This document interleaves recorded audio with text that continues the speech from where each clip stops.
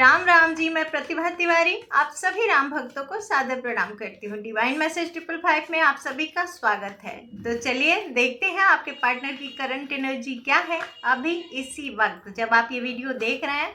वो आपके बारे में क्या सोच रहे हैं, क्या महसूस कर रहे हैं।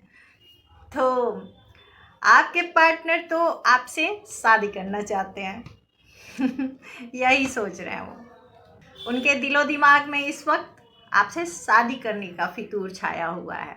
उन्हें आप चाहिए अपने स्पाउस के रूप में।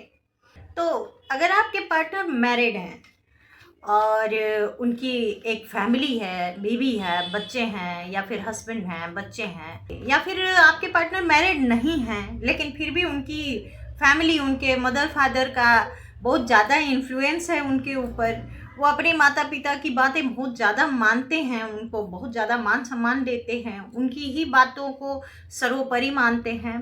उनको ऐसा लग रहा था कि आपके साथ रहने में ज़िंदगी एक कांटों से भरी है, तकलीफ़ है बहुत ज़्यादा। अगर मैरिड हैं तो उनकी फैमिली में बहुत सारी प्रॉब्लम्स हो सकती हैं। अनमैरिड हैं तो उनके माता पिता बहुत ज़्यादा दिक्कत कर रहे होंगे, उनको बार बार कोस रहे होंगे, सुना रहे होंगे उनको कि ये सही नहीं है, ये सही नहीं है, ये हमारी बदनामी हो सकती है, वगैरह वगैरह। बहुत सारी बातें होती हैं जो पेरेंट्स अपने बच्चों के ऊपर थोपने लग जाते हैं, जाति बिरादरी बहुत कुछ। तो अगर इन सब चीज़ों से डर के आपके पार्टनर सुकून की तलाश में आपसे दूर चले गए थे, ऐसा लग रहा है कि उनको लगा था कि वो आपको आसानी से भूल जाएंगे। प्यार तो वो आपसे बहुत करते हैं, लेकिन उनको ऐसा लग रहा था कि कोई बात नहीं, प्यार तो सभी करते हैं, फिर भी दूर रह के जी ही लेते हैं तो मैं भी जी लूँगा, मैं भी जी लूँगी। अगर मैरिड हैं तो फैमिली का ख्याल रखना बहुत ज़रूरी है, उनकी बात मानना ज़रूरी है। अगर मैरिड नहीं है तो माता पिता की बातें मानना बहुत ज़रूरी है। तो बहुत कुछ सोच के, बहुत सारा विचार करके अपने ही मन में उन्होंने आपसे दूर जाने का फैसला कर लिया था। पहले आपसे दूर जाने के बाद उनको ऐसा लगा है कि जैसे उनकी लाइफ में कुछ है ही नहीं। एक होता है ना कि कोई इंसान, उसको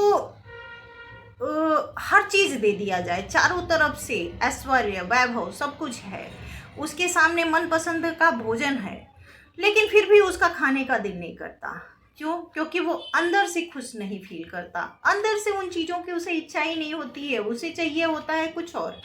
तो आपके पार्टनर का वही हाल है। उनकी फैमिली है, उनके पास सब कुछ है, सारे सुख हैं, करियर अच्छा है, उनका हर चीज़ है, लेकिन फिर भी एक खालीपन है। उनको शांत सुकून नहीं है, उनको वो संतुष्टि अपने अंदर नहीं मिल रही है जो आपके साथ रहने में उनको मिलती है। वो खुशी नहीं फील हो पा रही है उन्हें जो आपके साथ रहने में फील होती थी। तो आपके पार्टनर कुछ वक्त पहले तक ऐसा सोचा करते थे कि कोई बात नहीं, मैं खुश नहीं हूँ तो क्या हुआ, मेरे अराउंड जो लोग हैं, जो मेरी रिस्पॉन्सिबिलिटी हैं, तो कम से कम वो तो खुश हैं, वो तो संतुष्ट हैं। उन लोगों को तो जो चाहिए वो सब कुछ मिल रहा है ना। उनकी खुशियों में अपनी खुशियों को तलाश करने की कोशिश कर रहे थे। उनको लग रहा था कि उनको खुश हो देख के ये खुश हो लेंगे, लेकिन ऐसा नहीं हुआ।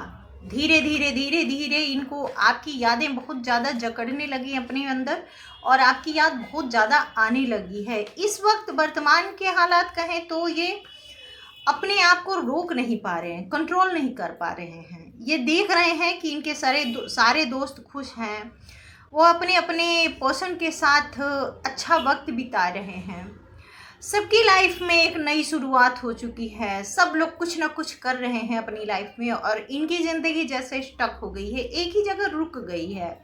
जैसे उनका पूरा सब कुछ एक केंद्र बन गया है, इनकी फैमिली या इनके पेरेंट्स या फिर इनकी जिम्मेदारियां कह लीजिए आप। तो ये वो अपनी बस जिम्मेदारियों के अराउंड ही घूम रहे हैं। तो जिम्मेदारियां कभी खुशी नहीं देती हैं। आप कभी भी देखिएगा, अपने आप को ही देख लीजिए, अगर हम किसी चीज़ को जिम्मेदारी मान के पूरा करते हैं, उसको निभाते हैं, तो ये तो हमारे दिलो दिमाग को पता होता है कि ये जिम्मेदारी है, ये मुझे पूरा करनी है, लेकिन वो खुशी उसमें हमें नहीं मिलती जो हम अपनी मनपसंद की चीज़ करते हैं, जिसको हम जिम्मेदारी नहीं समझते, वो खुश होकर हम करते हैं और इंटरेस्ट हमारा जिसमें होता है, तो वो चीज़ हमें बहुत खुशी देती है। तो इनका वही हाल है, वो जिम्मेदारी समझ के सब कुछ कर रहे हैं, लेकिन इनको खुशी नहीं मिल रही है, इनको सुकून नहीं मिल रहा है। ये दूर, जैसे दूर से देख रहे हैं कि मैंने पीछे क्या छोड़ा है, पीछे कितना खुश था मैं, कितनी खुश थी मैंने अपना सब कुछ जैसे अपने हाथों से ख़त्म कर दिया, अपनी खुशियों को मैंने अपने हाथों से ही ख़त्म कर दिया। वो चाहे तो आपके पास आ सकते हैं कभी भी, उनको ऐसा लगता है कि वो आपके पास जब चाहें आ सकते हैं, लेकिन वो शर्मिंदगी फील करते हैं। उनको ऐसा लगता है कि मैंने ही तो छोड़ा है, मैं ही तो दूर चला आया उससे, चली आई उससे, तो मैं फिर वापस कैसे जाऊं, कौन सा मुंह लेके जाऊं। उनको ऐसा लग रहा है कि अगर गया तो अपनी फैमिली के साथ भी अन्याय होगा। वो अपने आप कंट्रोल नहीं कर पा रहे हैं। उनकी आंतरिक इच्छा है, उनकी भावनाएं ऐसी हैं कि वो आपके पास आएँ, आपसे मिलें, आपके साथ वो पल फिर से जिएं जो आप लोग बबल फेस में जीते थे।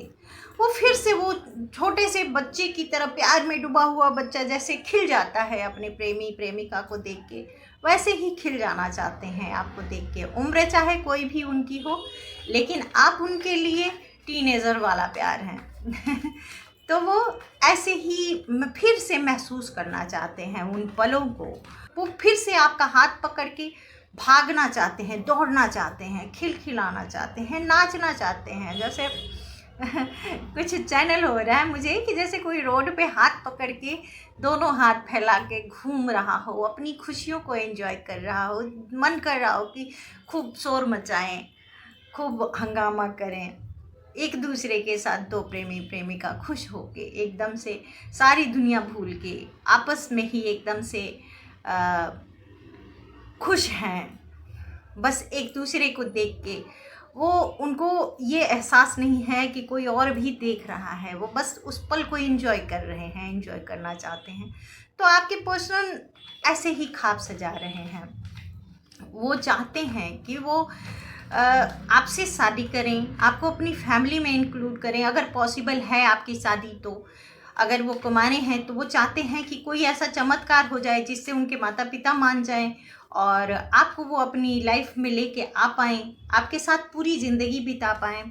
आपके पार्टनर आपको बहुत ज़्यादा पसंद करते हैं। आपका लुक, आपका हेयर स्टाइल हो सकता है, आपकी ड्रेसिंग सेंस उनको बहुत पसंद है, आपकी आंखें उन्हें बहुत पसंद हो सकती हैं, आपका एटीट्यूड, आप जिस तरीके से खड़े होते हैं, जिस तरीके से बोलते हैं, जिस तरीके से अपने आप को प्रेजेंट करते हैं, आपके पार्टनर को बहुत ज़्यादा अच्छे लगते हैं। आप भले आप उतने अट्रैक्टिव हों या ना हो, लेकिन आपके पार्टनर को आप दुनिया की सबसे अट्रैक्टिव लड़की और दुनिया के सबसे अट्रैक्टिव हैंडसम लड़के लगते हैं। जो कली खिल रही होती है उसको भी अगर सही देख रेख ना मिले तो मुरझाने लग जाती है। तो आपके पार्टनर भी इस वक्त मुरझाए हुए से हैं, लेकिन खिलना चाहते हैं आपसे मिलके, आपके पास आके। वो प्रे कर रहे हैं परमात्मा से, वो प्रे कर रहे हैं परमात्मा से कि कोई चमत्कार करो, कुछ भी ऐसा करो जिससे मैं अपने पर्सन से मिल सकूं। कुछ ऐसा चमत्कार कर दो जिससे मेरे घर वालों का दिमाग बदल जाए और वो मेरे पार्टनर को एक्सेप्ट कर लें। और अगर मैरिड हैं तो वो चाहते हैं कि आप एडजस्ट करो, आप चुपके चुपके चोरी चोरी उनके साथ रहो, उनसे दूर ना जाओ। वो आके आपको बताएं कि मुझे उनके साथ भी रहना है, आपके साथ भी रहना है, तो आप एडजस्ट करो, उनकी बातों को समझो। वो चाहते हैं कि वो आप उन्हें एक्सेप्ट करो वैसे ही जैसे वो हैं। तो आपके पार्टनर तो आ रहे हैं, अपनी खुशियों के लिए आ रहे हैं। यहाँ सिर्फ उन्हें अपनी सोच दिख रही है, क्योंकि उन्हें अपनी हैप्पीनेस चाहिए, अपनी खुशियाँ चाहिए, और वो सिर्फ आपसे उनको मिलती है और कहीं नहीं मिलती। उन्होंने बहुत आजमा के देख लिया, अपने आप को दुनिया में इन्वॉल्व करके देख लिया। तो आपके पार्टनर आ रहे हैं आपसे मिलने के लिए। अगर मैरिड नहीं है तो शादी की बात करेंगे, मैरिड हैं तो आपको समझाने की कोशिश करेंगे कि ऐसे ही रहते हैं ना पूरी ज़िंदगी साथ में। तो आपके पार्टनर की एनर्जी तो अच्छी है, वो आपसे प्यार बहुत करते हैं। अब इससे बड़ी बात क्या हो सकती है कि कोई अपनी फैमिली के साथ रह के भी खुश नहीं महसूस कर पा रहा है, आप ही को याद कर रहा है। तो ये तो प्यार की इंतहा हुई ना। तो वो प्यार तो आपसे बहुत करते हैं, आपसे मिलने आ रहे हैं, आपको समझाने की कोशिश कर सकते हैं कि आप उनकी सिचुएशन को समझें। तो आप लोग सोच समझ लीजिए कि आप लोगों के लिए ये रिश्ता कैसा है, कैसा नहीं है। क्या आप लोगों को इस रिश्ते में कोई भविष्य नज़र आ रहा है? प्यार अपनी जगह पे होता है, लेकिन लाइफ की सिक्योरिटी भी अपनी जगह पे होती है। कोई पर्सन अगर मैरिड है तो आपको, अगर वो कहता है कि नहीं मैरिज नहीं कर सकता, तुम वैसे ही मेरे साथ रहो, तो क्या आप पूरी ज़िंदगी किसी ऐसे पर्सन के साथ रह पाएंगे? क्या गारंटी है कि वो पूरी लाइफ, जब आप बूढ़े हो जाएंगे तभी भी वो वैसे ही आपको प्यार करेंगे, वैसे ही आपका ख्याल रखेंगे? तो किसी ऐसे रिश्ते में जाने से पहले 100 बार सोचिए, समझिए, अपनी लाइफ के बारे में सोचिए और अपनी लाइफ की सिक्योरिटी सोच समझ के उसके बाद ही कोई डिसीजन लीजिए। तो अपनी भावनाओं में बह के कोई गलत फैसला ना करिए, सोच समझ के, देख के कि आपके लिए क्या बेहतर है, फिर कोई फैसला लीजिए। और हाँ, आप लोगों ने, जिन्होंने भी मुझे सब्सक्राइब किया है और जो मुझे इतने प्यारे प्यारे कमेंट करते हैं, जो लाइक करते हैं, आप सभी लोगों को दिल से thank you, thank you, thank you. मुझे बहुत खुशी होती है आप लोगों के कमेंट्स पढ़ के। तो ऐसे ही मुझे भी थोड़ी थोड़ी खुशी देते रहा करिए। अपना ख्याल रखिए, अपने अपनों का ख्याल रखिए, खुश रहिए, मस्त रहिए और अपने जीवन का आनंद लीजिए। और हाँ, लाइक शेयर और सब्सक्राइब करना मत भूलिएगा। राम राम जी।